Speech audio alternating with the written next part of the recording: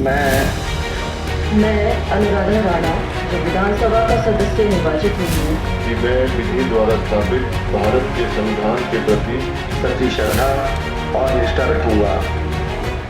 हिमाचल में 6 विधानसभा सीटों पर हुए उपचुनावों में जीते विधायकों को शिमला में बुधवार को विधानसभा अध्यक्ष कुलदीप पठानिया ने शपथ दिलाई, जिसमें कांग्रेस के 4 विधायकों और बीजेपी के 2 विधायकों ने शपथ ली।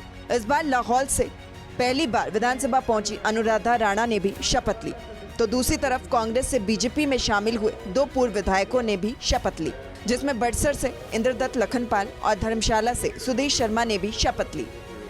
मैं अनुराधा राणा जो विधानसभा का सदस्य निर्वाचित हुई हूँ ईश्वर की शपथ लेती हूँ कि मैं विधि द्वारा स्थापित भारत के संविधान के प्रति सच्ची श्रद्धा और निष्ठा रखूंगी। मैं भारत की प्रभुता और अखंडता अक्षुण्ण रखूंगा तथा जिस पद को मैं ग्रहण करने वाला हूँ उसके कर्तव्यों का श्रद्धापूर्वक निर्वहन करूंगा। मैं कैप्टन रंजीत सिंह जो विधानसभा का सदस्य निर्वाचित हुआ हूँ ईश्वर की शपथ लेता हूँ कि मैं विधि और स्थापित भारत के संविधान के प्रति सच्ची श्रद्धा और निष्ठा रखूंगा। मैं भारत की प्रभुता और अखंडता अक्षुण्ण रखूंगा तथा जिस पद को मैं ग्रहण करने वाला हूं उसके कर्तव्यों का श्रद्धापूर्वक निर्वहन करूंगा। मैं भारत की प्रभुता अखंडता अक्षुण्ण रखूंगा, जिस पद को मैं ग्रहण करने वाला हूं उसके कर्तव्यों का श्रद्धापूर्वक निर्वहन करूंगा। मैं भारत की प्रभुता और अखंडता अक्षुण्ण रखूंगा तथा जिस पद को मैं ग्रहण करने वाला हूं उसके कर्तव्यों का श्रद्धापूर्वक निर्वहन करूंगा। शपथ दिलाने के बाद विधानसभा अध्यक्ष कुलदीप पठानिया का बयान भी सामने आया, जिसमें उन्होंने सभी सदस्यों से सहयोग की बात भी कही। उनकी शपथ समारोह आज विधानसभा की लाइब्रेरी के हॉल में रखा गया था, जो अभी संपन्न हुआ है।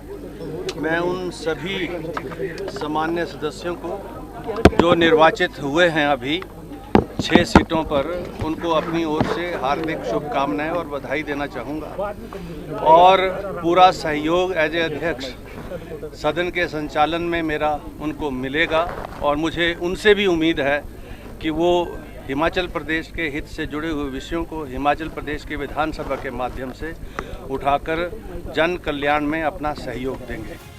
नए सदस्यों की शपथ लेने के बाद प्रदेश के मुख्यमंत्री सुखविंदर ठाकुर और नेता प्रतिपक्ष जयराम ठाकुर के बयान भी सामने आए हैं। भारतीय जनता पार्टी 4 जून को सरकार बनाने की बात कर रही थी और बार बार हम कह रहे थे कि हमारी सरकार की पूरी मेजॉरिटी के लिए 1 सीट की ज़रूरत है, लेकिन जनता ने 4 सीटों पर हमें चुनकर भेजा और हम पूरी मेजॉरिटी से 38 पर पहुंच गए हैं। अब 3.5 साल हमने लोगों के कार्य करने हैं।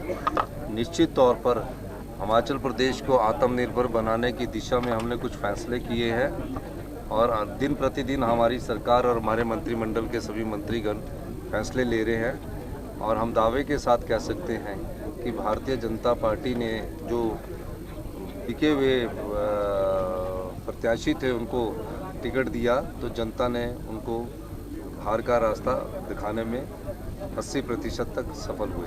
देखिए, ये लोकसभा के चुनाव के पश्चात और जो उपचुनाव हिमाचल प्रदेश में हुए हैं विधानसभा के, उसके बाद पहली बैठक है ये हमारी। स्वाभाविक रूप से चुनाव के बाद मिल रहे हैं तो चुनाव पर चर्चा होगी, आकलन होगा, थोड़ा एनालिसिस होगा, कहाँ कमी रही है, कहाँ ठीक हुआ है। लेकिन मैं इतना ज़रूर कहना चाहता हूँ, जो आप 4 सीटें कांग्रेस की जीतने की बात कर रहे हैं, या मैं इस तरह से इसको कहूँ कि हिमाचल प्रदेश में 4 सीटें भारतीय जनता पार्टी ने लोकसभा की जीती, जिसमें से 1 सीट कांग्रेस के पास थी, कांग्रेस से हमने छीनी है मंडी लोकसभा। नवनिर्वाचित सदस्यों की शपथ के बाद हिमाचल की विधानसभा में अब कुल सदस्यों की संख्या 65 हो गई है।